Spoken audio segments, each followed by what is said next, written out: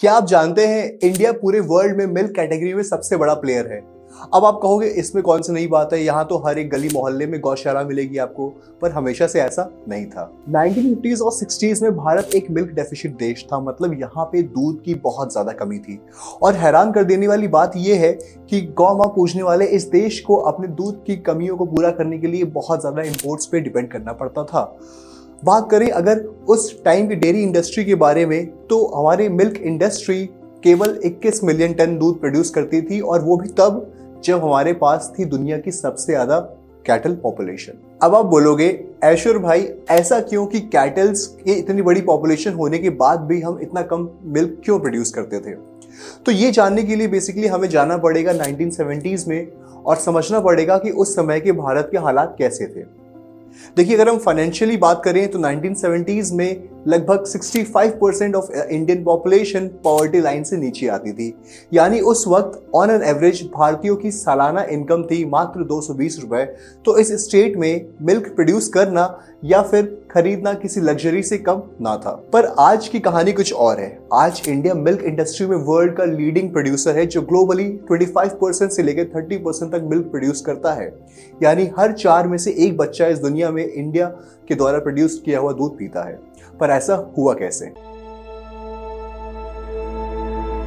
इसकी शुरुआत हुई ऑपरेशन फ्लड से, जो कि 13 जनवरी 1970 में लॉन्च किया गया, जिसे लीड कर रहे थे डॉक्टर वर्गीस कुरियन, जिन्हें father of the white revolution भी कहा जाता है। इस मूवमेंट से वजह से ही इंडिया खुद की डेयरी इंडस्ट्री को स्टैब्लिश कर पाया। आपको बताते चले कि डॉक्टर वर्गीस कुरियन जी ने ही 14 दिसंबर 1946 में डेयरी ब्रांड अमूल को स्टार्ट किया था। कहानी की शुरुआत के लिए हमें जाना होगा 1946 के अराउंड और समझना होगा कि पोल्सन और बीएमएस स्ट्राइक आखिर था क्या। बात अगर पोल्सन बीएमएस की हो रही है तो सरदार वल्लभ भाई पटेल जी का जिक्र बहुत जरूरी है। देखिए, बात 1946 की है। पहले किसानों को दूध बेचने के लिए काफी हद तक मिडिल मैन पे भरोसा करना पड़ता था, जिसका मेन कारण था आपका ब्रिटिशर्स की पोल्सन डेयरी, जो गुजरात के कायरा डिस्ट्रिक्ट से दूध लेकर के बॉम्बे में सप्लाई करती थी। इससे पोल्सन की बॉम्बे मार्केट में अच्छी खासी मोनोपोली बन चुकी थी, जिससे किसानों को बहुत मुश्किलों का सामना करना पड़ता था।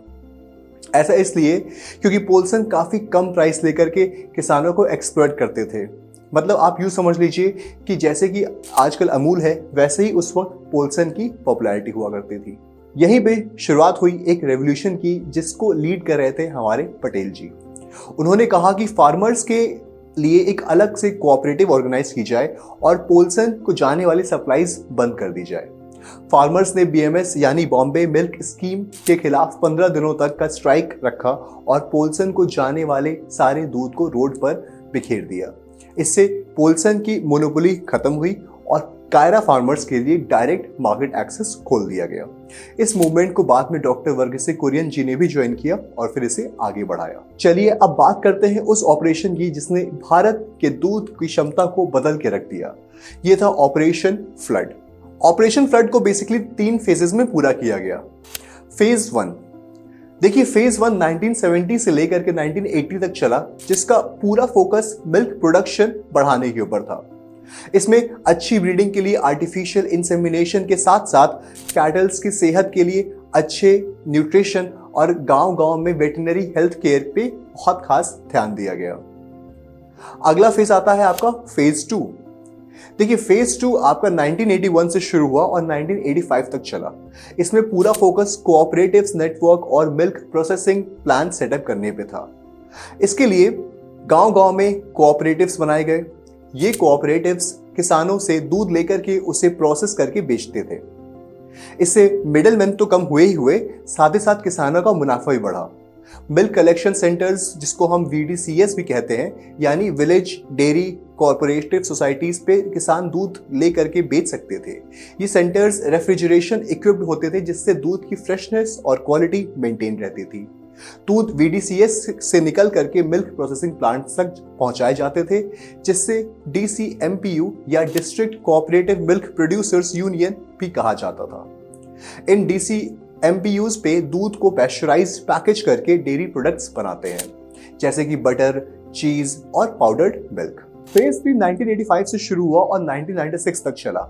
इस दौरान पूरा फोकस इंफ्रास्ट्रक्चर डेवलपमेंट के साथ साथ इस मॉडल को बाकी स्टेट्स में भी रेप्लिकेट करने का प्लान था। इसमें ट्रेनिंग और सपोर्ट पे काफी फोकस किया गया, किसानों को एडुकेट किया गया मॉडर्न डेयरी प्रैक्टिसेस के साथ साथ एनिमल हस्बेंड्री और कोऑपरेटिव्स मैनेजमेंट में भी, और इस तरह से ऑपरेशन फ्लड को एग्जीक्यूट किया गया भारत में। ये कहना गलत नहीं होगा कि ऑपरेशन फ्लड को सक्सेसफुल बनाने में सरकार का काफी बड़ा योगदान रहा।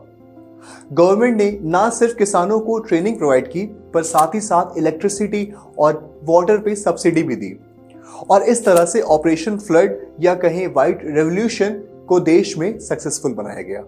इससे हमारे मिल्क प्रोडक्शन में बढ़ोतरी तो हुई, साथ ही साथ एक्सपोर्ट्स भी बढ़े। जैसे कि आप देखिए, मिल्क प्रोडक्शन इंडिया में 1969 से कंसिस्टेंटली बढ़ा है। जहां 1949 में वो बस 20 मिलियन टन था, 2009 तक वो 120 मिलियन टन हो गया। अगर आप उसको यूएस से कंपेयर करेंगे तो आप बेहतर समझ पाएंगे कि कैसे इतने कम समय में हमने काफी अच्छी ग्रोथ हासिल की। आज की बात करें तो 2022 के डेटा के हिसाब से इंडिया में डेयरी इंडस्ट्री से 155 बिलियन का रेवेन्यू जनरेट होता है। अगर आप इन तीनों देशों की बात करें जो हमारे टॉप एक्सपोर्ट्स हैं, तो हमारी यूएई, यूएस और बांग्लादेश वो 3 टॉप देश हैं जिन्हें हम मिल्क एक्सपोर्ट करते हैं। बात आती है ग्रोथ की, तो हमारे मिल्क एक्सपोर्ट्स $395 मिलियन दिसंबर 21 से 19.45% बढ़ के $471 मिलियन 2022 में हो गए हैं। तो फ्यूचर पॉसिबिलिटीज तो बहुत स्ट्रांग है। देखिए, हर दिन के हिसाब से दूध की डिमांड, ग्लोबल डिमांड बढ़ रही है। इंडिया को अगर इस ग्रोथ को कैपिटलाइज करना है तो हमारे किसानों को थोड़ा और इनोवेशन करना पड़ेगा और हमारी सरकार को उन्हें थोड़ी और मदद देनी पड़ेगी। इनोवेशन जैसे कि कैटल मशीनरीज, जो आपके बहुत से गायों का एक साथ दूध निकाल सकता है। इससे आपके एम्प्लॉयज का खर्चा बचेगा और आप उस पैसे को अपने कैटल्स के हेल्थ और न्यूट्रिशन पे खर्च कर सकते हैं। एक और इनोवेशन आजकल जो बाहर विदेशों में चल रहा है वो ये है कि कई सारी कंपनियों ने ऐसे डिवाइसेस बनाए हैं जो आपकी जानवरों की सेहत के लिए काफ़ी एक्टिव रहते हैं। उन्हें आप लगातार यूज़ कर सकते हैं मॉनिटर के लिए, अपने कैटल्स के हेल्थ के लिए, और कोई भी बीमारी होने पर वो आपको अलर्ट भी करते हैं। इससे आप निश्चिंत होकर अपने जानवरों की चिंता किए बिना अपना काम आराम से कर सकते हैं। तो ये थी ऑपरेशन फ्लड की कहानी, जिसने हम भारतीयों को मिल्क डेफिसिट से मिल्क सरप्लस देश बनाया। आप भी अपना डेयरी बिजनेस शुरू कर सकते हैं। मैं जानता हूं कि हमारे सोसाइटीज में लोग डेयरी बिजनेस को बहुत अच्छा काम नहीं मानते, पर हु केयर्स, जिस दिन आप अपना बिजनेस बिल्डअप कर लेंगे उस दिन ये परसेप्शन सब कुछ चेंज हो जाएगा। तो अपने काम पे ध्यान रखिए, बाकियों की बात में मत सोचिए और अपने काम करते रहिए। हाय, आई एम ऐश्वर्य चंद्रा और आज हमने बात करी ऑपरेशन फ्लड के बारे में। अगर आप चाहते हैं कि मैं डेयरी बिजनेस के बारे में और बात करूं तो उसके लिए please let me know in the comment box and I will make sure to bring out a video just for you. तब तक के लिए टेक केयर, नमस्ते।